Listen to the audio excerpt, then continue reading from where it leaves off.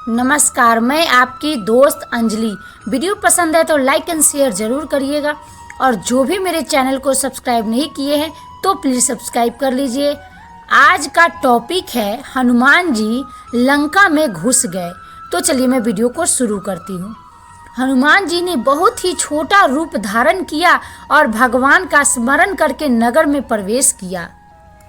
हनुमान जी ने एक एक महल की खोज की, जहाँ तहाँ असंख्य योद्धा देखे। फिर वे रावण के महल में गए। वह अत्यंत विचित्र था, जिसका वर्णन नहीं हो सकता। हनुमान जी ने उस रावण को शयन किए देखा, परंतु महल में जानकी जी नहीं दिखाई दी।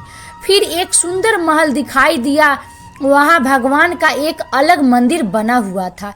वह महल श्री राम जी के आयुध चिन्हों से अंकित था। उसकी शोभा वर्णन नहीं की जा सकती।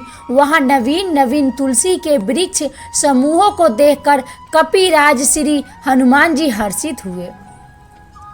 लंका में राक्षसों के समूह का निवास स्थान है, यहाँ सज्जन का निवास कहाँ। हनुमान जी मन में इस प्रकार तर्क करने लगे। उसी समय विभीषण जी जागे। उन्होंने राम नाम का स्मरण उच्चारण किया। हनुमान जी ने उन्हें सज्जन जाना और हृदय में हर्षित हुए। हनुमान जी ने विचार किया कि इनसे हट करके परिचय करूंगा, क्योंकि साधु से कार्य की हानि नहीं होती। ब्राह्मण का रूप धरकर हनुमान जी ने उन्हें पुकारा। सुनते ही विभीषण जी उठकर वहां आए, प्रणाम करके कुशल पूछी और कहा कि हे ब्राह्मण देव, अपनी कथा समझाकर कहिए। क्या आप हरि भक्तों में से कोई है?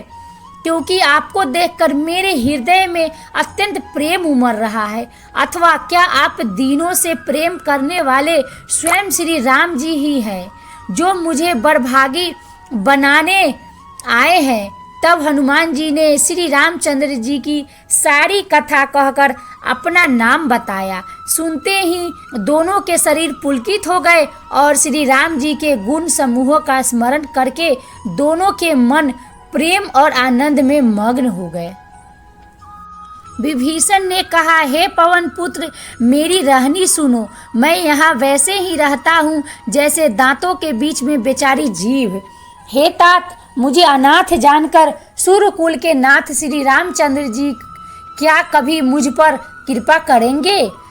मेरा तामसी शरीर होने से साधन तो कुछ बनता नहीं और न मन में श्री रामचंद्र जी के चरण कमलों में प्रेम ही है। परंतु हे हनुमान, अब मुझे विश्वास हो गया है कि श्री राम जी की मुझ पर कृपा है, क्योंकि हरि की कृपा के बिना संत नहीं मिलते।